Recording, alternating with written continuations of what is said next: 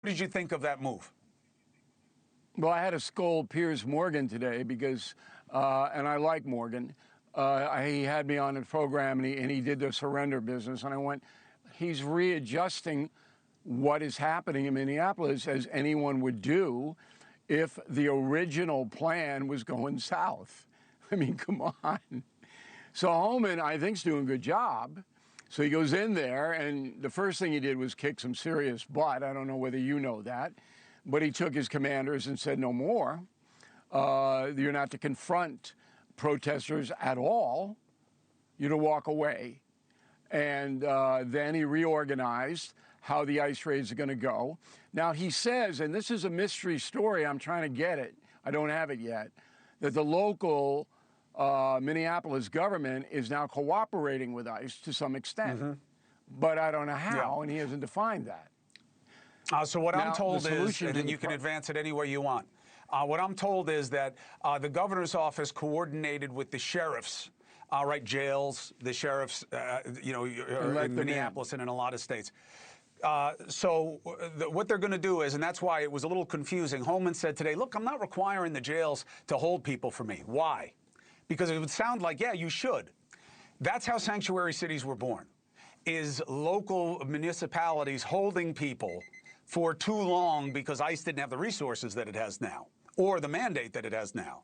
And they were getting sued and losing. So that's where that is in Tom's head, because he's been around. But the governor's office is supposedly getting the mayors and sheriffs to say, coordinate, find out if these detainers are there, hold them, and let them get them, which is really the way it should work. Nobody's against having people who are sitting in a jail or a prison picked up. And that's a good step. I hope it's happening. But the other step that needs to be taken is that the Minneapolis police force need to go out and enforce public safety. And that means standing between any ICE function and protesters who would physically walk up to ICE agents or use their automobiles and prevent it. And that is what led to the death of the two Minnesotans. If you had had a responsible mayor, which you don't, all right, deploying the Minneapolis police in a line to protect whatever the ICE people were doing, not participate, but just to protect the public safety and say, no, you can't cross this police line. If you do, we're going to make a local arrest. Look, these ICE raids are going on in New Orleans, no problem. Memphis, no problem. All of the municipalities in the United States that the local police are providing public safety protection for the feds, we don't have any problem.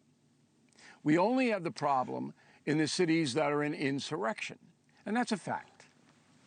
I don't agree with insurrection, and we've talked about this, but I also think that this is, especially in Minneapolis, is uniquely heavy and aggressive. And I do understand, if I were the mayor, I would not put my police up to defend you running around and grabbing the wrong people in the wrong way. I'm not going to have my police protect you going into a church and grabbing people during Mass. I'm not doing that. Here's how wrong-headed your statement was. They're not protecting anybody other than the Minneapolis protesters who are going to get hurt if they physically confront federal agents. So it's why isn't any of that on ICE? People. You're talking about ICE like they're Bengal tigers. Aren't they trained to de-escalate? Do they have to shoot everybody who comes after them? Everybody but Cuomo? I think you're getting out of control now.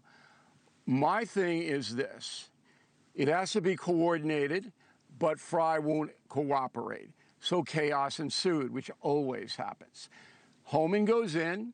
He says, no longer are you, ICE agents, to deal with the individual protesters. You walk away. That is a policy I have called for from the beginning, as you know.